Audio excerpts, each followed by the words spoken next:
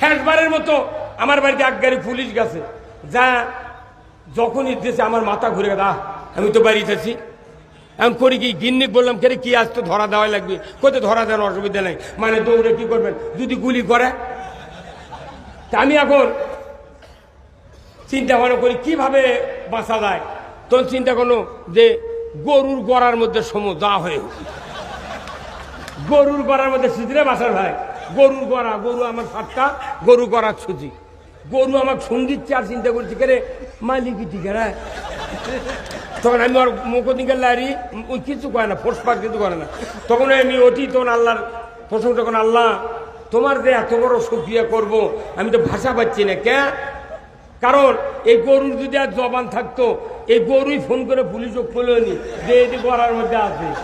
হ্যাঁ কথা কর, মানে 16 বছরে গরুর শুদ্ধা আওয়ামী লীগ গেছিল। কথা বলে কথা বলে না, হ্যাঁ কথা কর।